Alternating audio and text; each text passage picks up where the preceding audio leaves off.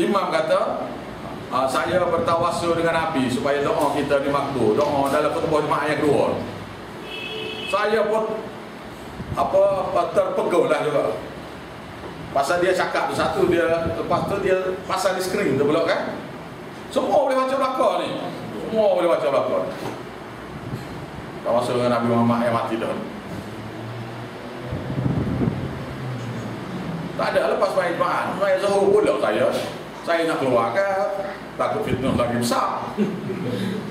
Duduk situ juga lah, solat juga. Tapi maknanya kita sembahyang Zuhur lah pula. Satu masalah ni.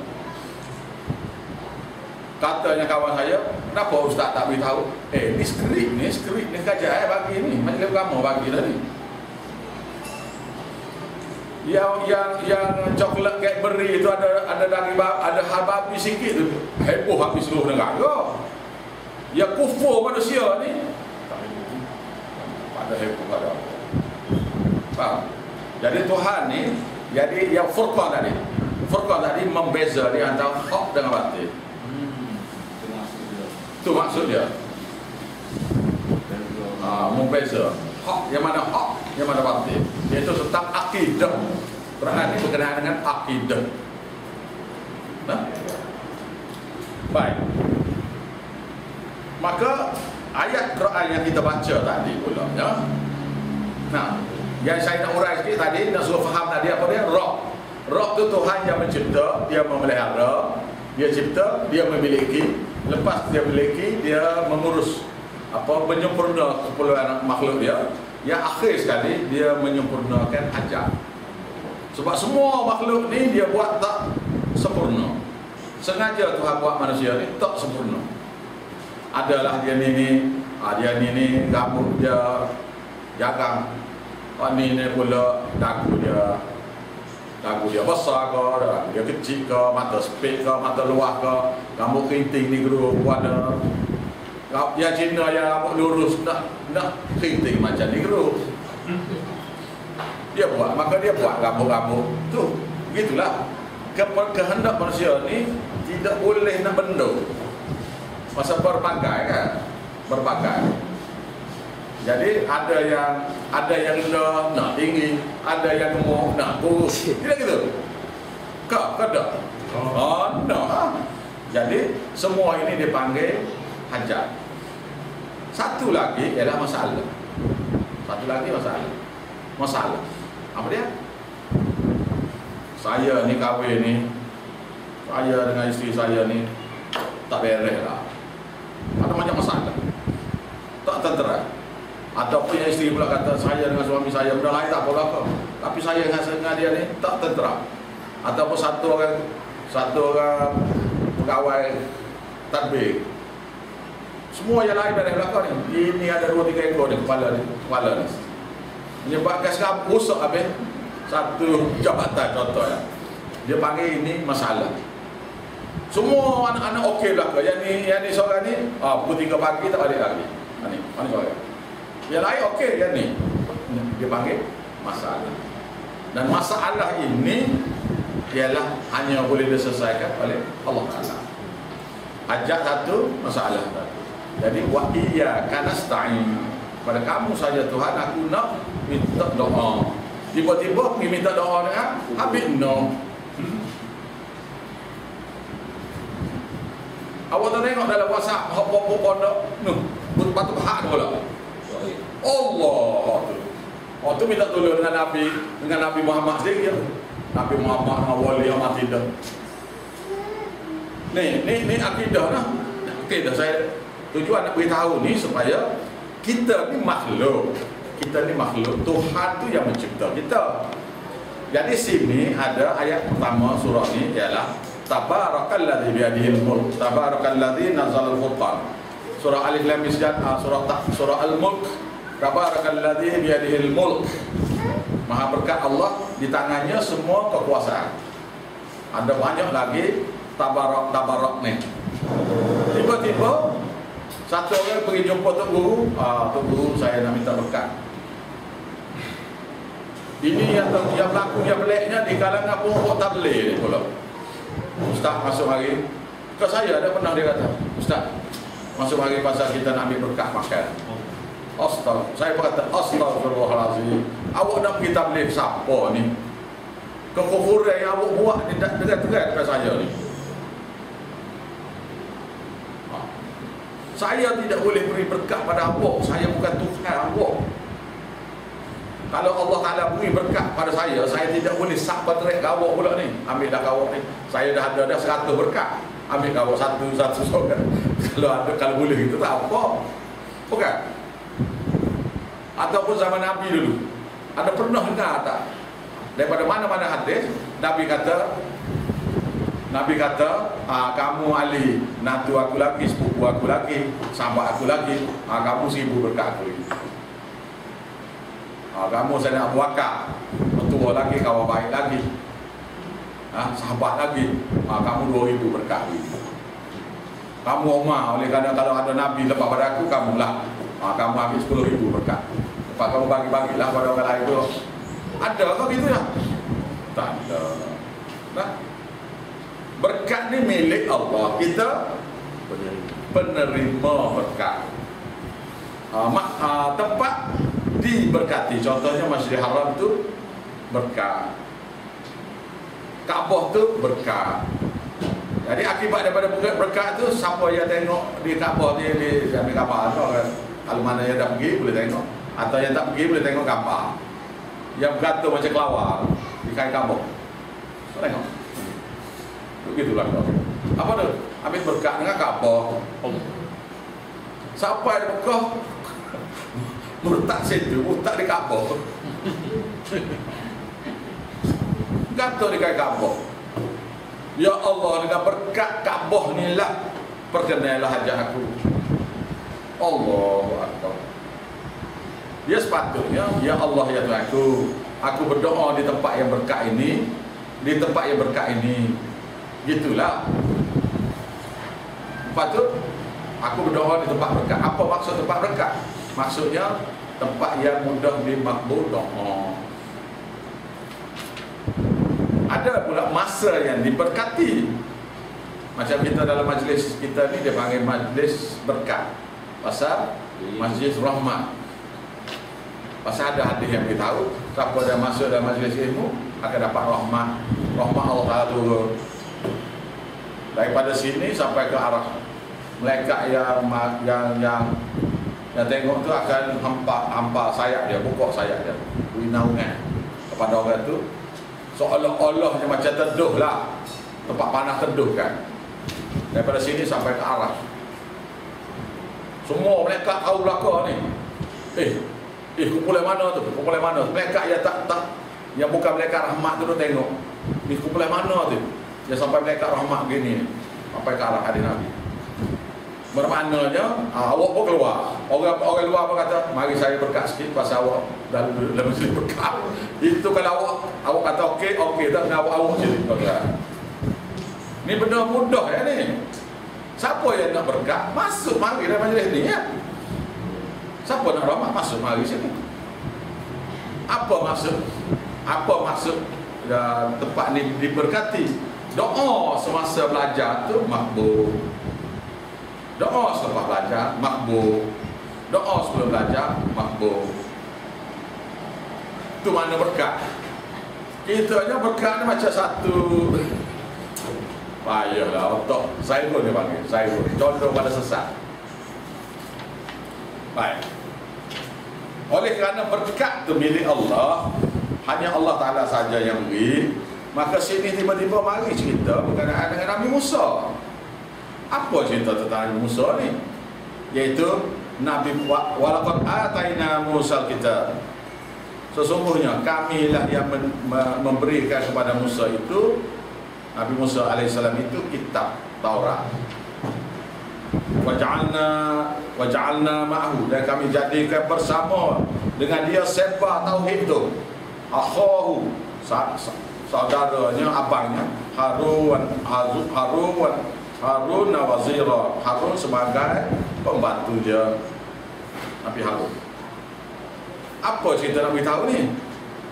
Cerita nak beritahunya ialah ni cerita nak beritahu. Jadi tujuan turun kitab tu tujuan diberi Nabi Harun sebagai penasihat, sebagai pembantu Nabi Musa alaihissalam itu tujuannya fakulna, maka kami perintah kepada kedua-dua Nabi Harun dan Nabi Musa alaihissalam ini, idhaba ila qaumil ladzina kadzabu bi ayatina, pergilah kamu tabligh pergilah sini, pergi tabligh, bukan pergi jalan-jalan tengok-tengok ni. Pergilah kamu kepada kaum yaitu kaum Kipti, kaum Mesir, alladzi, yaitu mereka yang kadzabu bi ayatina, yang mendustakan ayat-ayat kami. Dalam tafsir Quran, dalam usul tafsir kita belajar dah, dusta sini bermakna tolak. Dalam bahasa kita tolak. Nah, bahasa kita tolak. Apa maksud tolak ayat Quran ni?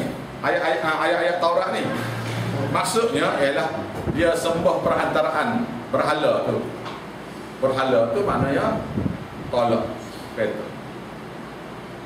Nah, tolak. Fadammarnahum, maka kami binasakan mereka semua tadmira, dengan sungguh-sungguh binasa, iaitu semua sekali tenggelam di laut. Iaitu siapa-siapa yang nak berkat ni, buat kerja tabligh paling mudah sekali. Dalil dia buka surah Maryam. Kita Nabi Yahya, muka surah 306.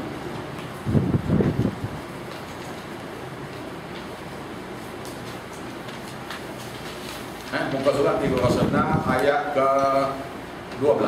Ayat ke-12 tak situ. Ni tujuan nak suruh faham. Nah, tafsir ayat tadi yang kita kena baca tadi, apa cerita Nabi Musa ni? Ya, sampai Allah Taala membinasakan kaum Firaun tu. Ni ayat dia. Ya Yahya, wahai Yahya, khudhil kitab bi quwwah. Berpeganglah kamu dengan kitab Taurat dengan kuat. Apa makna ni? Kita pun ambil Quran, kita pun pegang kuat-kuat. Masuk cah ke? Dah masuk cah tu. Dia bukan bateri ni. Nah, iaitu cara dia nya pegang kuat-kuat sini. Belajarlah. Bila belajar, apa yang diajar dalam Quran, dalam Taurat itu, hendaklah kamu pegang kuat-kuat. Kefahaman akidah dan sebagainya. Bermakna sini pada kita yang ada Quran ni, belajarlah Quran itu, kudil kita babi kuah juga lah. Bagi kita peganglah kitab Quran itu dengan kuat. Sebab tu hadis Nabi kata, aku tinggal kepada kamu dua perkara. Siapa yang pegang dengan dua perkara ini tidak akan sesat sampai bila-bila. Apa dia? Quran dan hadis. Jadi kita pun pergi ke kedai-kedai ni, kita pun beli Quran, kita ada pegang. Aduh, hai. Wa atainahul hukma sabiyya, dan kami beri kepada dia, iaitu Nabi Yahya itu, hukma, suatu kefahaman agama. Sabiyya, semenjak kanak-kanak lagi. Wa ja'alna min ladunna, dan kami beri padanya min ladunna, daripada sisi kami, daripada kekuasaan kami. Sisi kami maka kekuasaan kami. Wa zakata, iaitu satu perasaan kasih sayang. Tidak boleh tabligh agama ni, tidak boleh mengajar agama ni melainkan orang itu sayang kepada makhluk ini, kepada sama-sama umat. Kalau orang itu tidak sayang, maka dia tidak boleh buat kerja ni pada luar. Kadang kesianlah kerana saya. Bila saya tu, bila mereka terengkar, jadi ada rasa kesianlah. Kerana kesianlah, kerana kekufuran itulah, maka dianjurkan tabligh ni, sebar agama ni kepada orang lain. Wa kana taqiyya, dan dia tu satu orang yang bertakwa. Ni ayat dia. Akibat daripada itu, wa barram bi walidayhi, supaya dia berbuat baik kepada kedua ibu bapanya. Walam yakun jabbaran asiya, Dan tidaklah kami jadikan Nabi Yahya itu satu orang yang ganas, sombong dan derhaka, sama ada kepada Allah ataupun kedua ibu bapanya. Wassalamun alaihi, dan kami selamat sejahtera lah katanya yauma wulida, pada hari yang dia dilahirkan, wa yauma yamutu, pada hari yang dia dimatikan syahid. Dia mati ni kena gergaji kepala belah luar. Keluar. Dia belah kepala tu mati dah, kena otak mati dah. Tapi belah lagi sampai pukul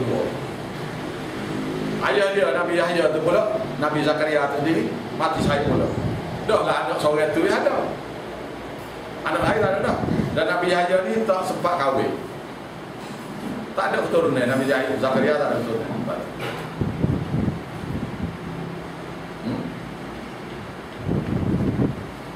Wa yauma yamut wa yauma yub'atsu hayya, dan hari aku dibangkitkan dia hidup semula di akhirat kelak.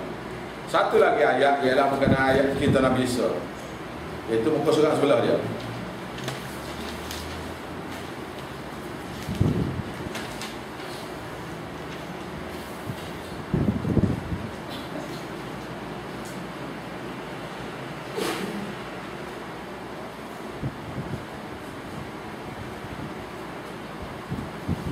Tengok kita ni, iaitu ayat ke-31.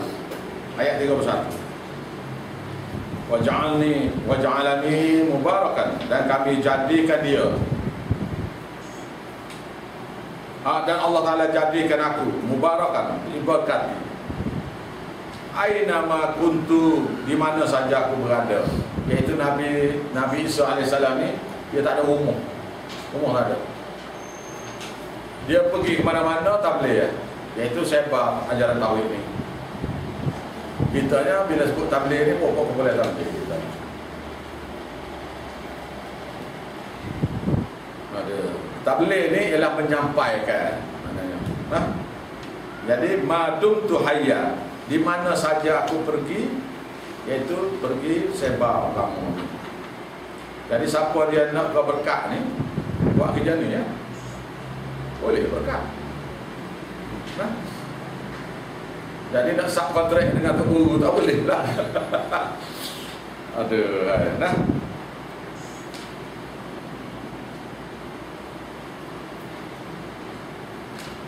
Baik, sambung balik. Jadi cerita Nabi Musa AS ialah cerita berkat. Apabila dia buat saja kerja ni, berkat. Maka siapa yang eka kepada ajaran, ajakan mengesa pada Allah Ta'ala tu, Allah Ta'ala hancurkan belakang. Iaitu fadammarnahum, ayat 36. Fadammarnahum, maka kami hancurkan, kami binasakan mereka tadmira, hancur yang sungguh-sungguh. Lepas tu cerita lain, wa qaum Nuhin, dan juga kaum Nabi Nuh. Cerita yang sama berlaku kepada Nabi Nuh alaihissalam. Cerita berkat ni berlaku kepada Nabi Nuh terhadap kaumnya. Lamma kadzdzabur rasul, tatkala mereka mendustakan para rasul. Padahalnya Nabi Musa tak hidup lagi ni masa ni. Nabi Musa tak hidup lagi masa ni. Tapi Tuhan kata mereka telah mendustakan rasul, para rasul.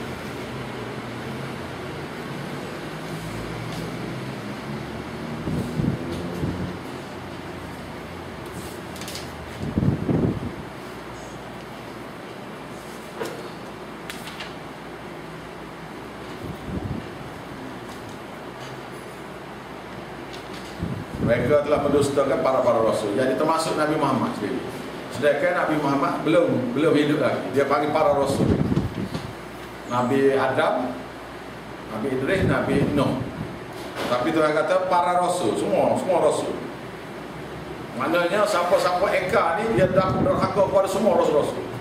Pasal rasul-rasul bawa kerja yang satu dia, iaitu mengesakan Tuhan.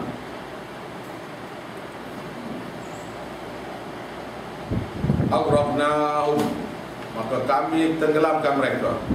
Wa ja'alnahum, dan kami jadikan mereka itu mereka tu, mana kaum yang eka tu, linnas bagi manusia semua sekali, ayatan sebagai suatu pengajaran.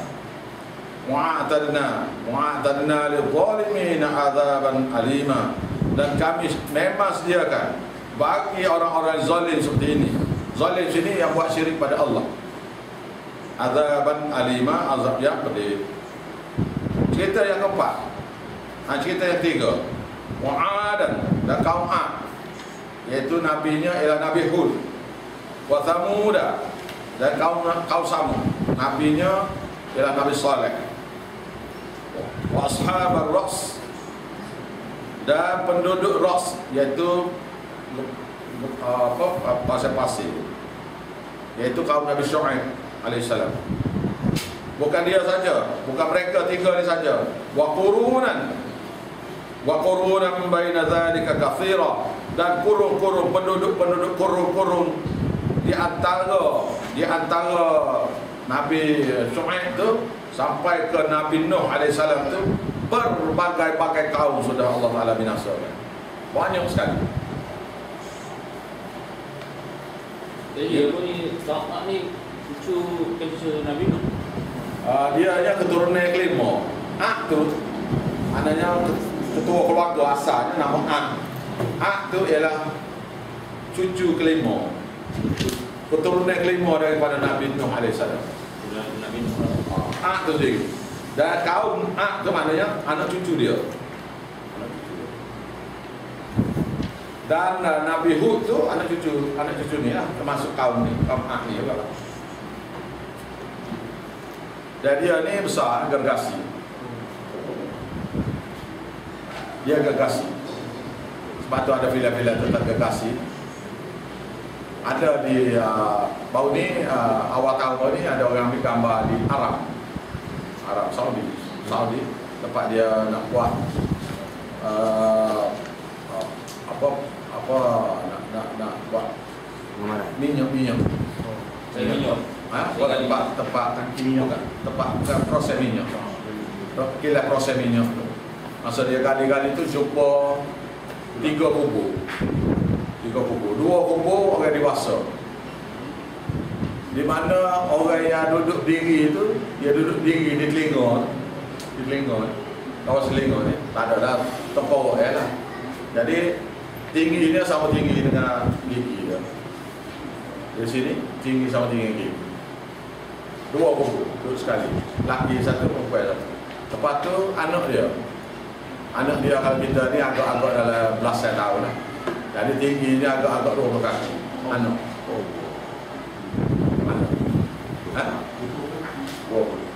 Daripada hadis Nabi SAW, dia boleh cabut pokok tamar sepohon dengan 10 tangan. Dan engkar dia kepada Nabi Hud ialah, dia kata siapa lagi lebih gagah, lebih kuat, lebih daripada kami. Itu ayat dia. Maknanya makhluk seluruh dunia ni dia tahu semua kecil gagah. Siapa lagi lebih kuat, lebih daripada kami sendiri. Tuhan kata Tuhan yang mencipta mereka lah lebih kuat. Mana tak ada, mana tu satu pengesahan Allah lah. Bahawasanya tidak ada lagi siapa dia yang lebih kuat daripada kaum Ad. Ada. Maka macam mana tu lah. Tapi semua sekali hancur, semua sekali, tak ada waktu.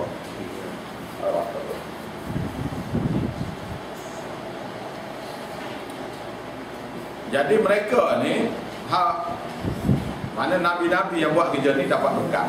Nah, siapa-siapa yang nak berkat, maka ikutilah. Apa maksud berkat? Berkat ni gini.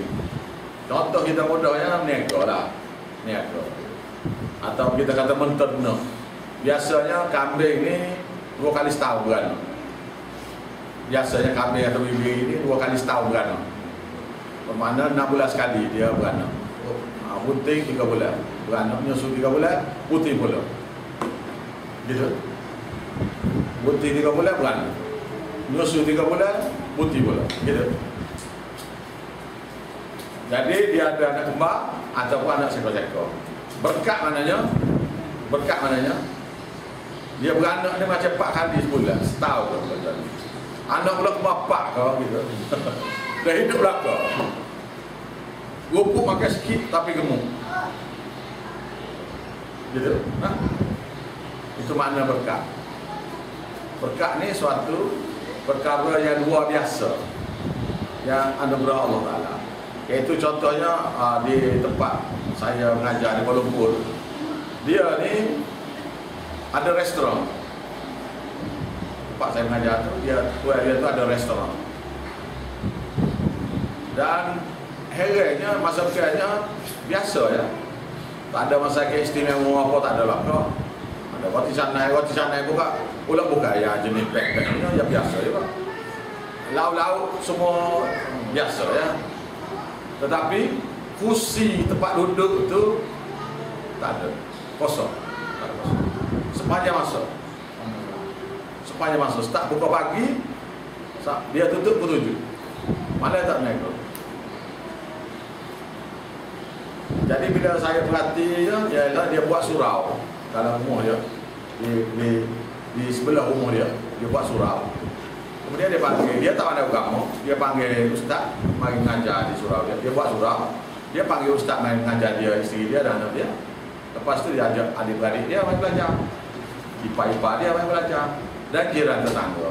Itu kawan-kawan. Begitu ya. Selain pada tu dia menderma. Setahun 2-3 kali ya mesti. Setahun bila dengar mana? Australia, mana? Indonesia. Setahun 2-3 kali. Derma ni Allah. Ini nak kata derma. Banyak nak. Sudah kuliah kan? Kalau 100 dia pakai berapa? 100 orang makan semua. Beri semua. Dah lah tempat dia buat makan tu. Berkat. Tu orang berkat. Bila berkat ni payah nak cakap. Mana walaupun makanan tu biasa dah penuh kursi. Orang pekerja dia rasa 10 orang ada 10 orang pelayan, asal lebih pada 10.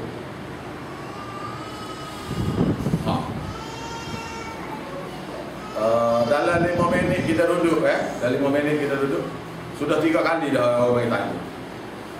Sudah ada ke tidak? 3 kali dah tanya. Dalam 5 minit duduk. Bukan lama 5 minit dia tengok tak ada benda atas meja. Kita duduk tak ada benda atas meja. Dalam 5 minit tu 3 kali dah mari tanya. Kalau 10 minit ada lagi mari tanya lagi. Orang lain pula. Orang yang tanya tak lagi dah. Orang lain pula. Gaji mahal. Pekerja gaji mahal. Dia buat hostel duduk. Macam-macam lah dia ni. Satu. Itu dia panggil berkat. Nak berkat buat gitu. Tak. Terus dekah dan sebagainya. Wakullan.